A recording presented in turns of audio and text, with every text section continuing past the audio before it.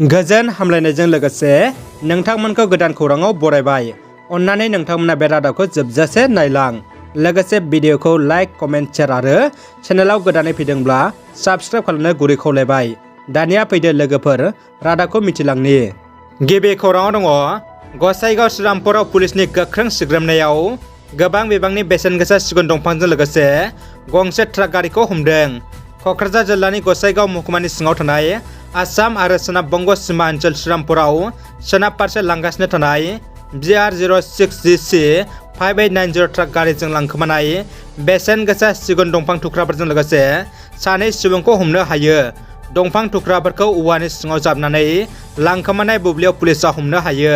क'क्राझार दैलि मार्केटआव अर खामना सेवहांगार जानाय गला बिगोमाफोरनो BTC सरकारा 25,000 रां अनसुंथाइ। थांनाय 12 मार्चआव हरनि समाव क'क्राझार दैलि मार्केटआव गिख्रंथाव अर खामनाय जाथायाव गं 15 गलाफोरा सेवहांगार जानायजों भुगिनांनाय गलानि बिगोमानो BTC सुबुं अनसाइ बिफाननि राङारि अनसुंथाइ होदों।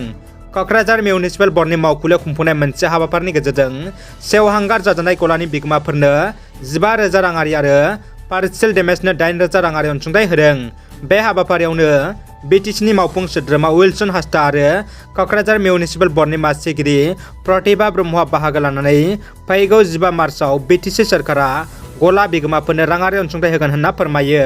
दानिया फैदो गुबुन मोनसे खौराङाव। हाग्रा बिफाननिफ्राय गासै 56 गं न' गैजायै सुबुंफोरनो राहा बादा एबा थिं राननानै होदों। चिरां जिल्ला रुनिकाटा रेन्जनि बेन्दोङाव थानाय सान्तिपुर खावला बाजारनि साहाथिं थानाय निरिख गामियाव न' गैजायै राहा बादा थानाय 56 नखरफोरनो चिरां जिल्ला डिभिजन काजलगाव हाग्रा बिफाननिफ्राय काजलगाव डिभिजननि ACF कन्जन बसुमतारिनि आखाइजों राननानै होयो। बे राननाय एबा सहाय होनायाव बाहागो लादों 14 नं UPPL ब्लकनि गाहाय नेथारि निखिल बरगयारी, UPPL मिरु लाइमोन आफादनि नेथारि रनजित बसुमतारिया गुबुन गुबुन जायगानिफ्राय फैनाय सुबुंफोरखौ बेवहाय जमा खालामदों।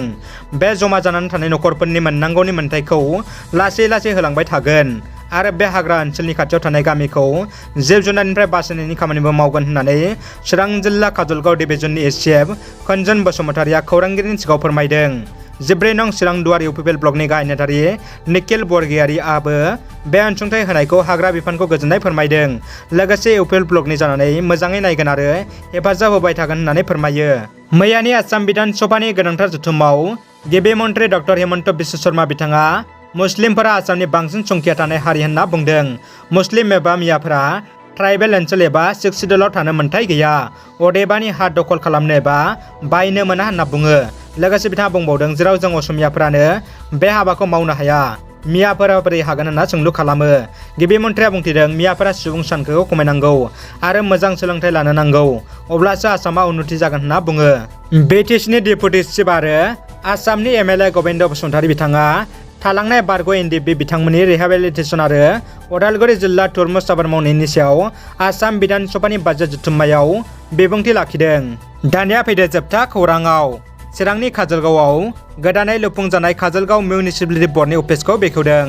BTAनि गाहाय मावफुं सोद्रोमा प्रमद बर' बिथाङा BTCनि आर्बान डेभेलपमेन्ट डिपार्टमेन्टनि मावफुं सोद्रोमा उइलसन हास्दानि नुजाथिनायाव मैया चिरां जिल्लानि सदर सहर काजलगावआव गोदानै लुफुंजानाय काजलगाव मिउनिसिपेलिटि बर्ड अफिस बिल्डिंखौ फिथा हास'ना बेखेवना होयो। बेखेवखांनायनि उनाव बिथाङा मोनसे मेल जुथुमो आरो मिउनिसिपेलिटि बर्ड अफिसनि माखासे गोनांथार खोथाफोरखौ बिबुंथि लाखियो। लोगोसे काजलगाव सहर जौगाथायनि माखासे गोनांथार बाथ्राफोरखौबो गुवारै बिबुंथि लाखियो।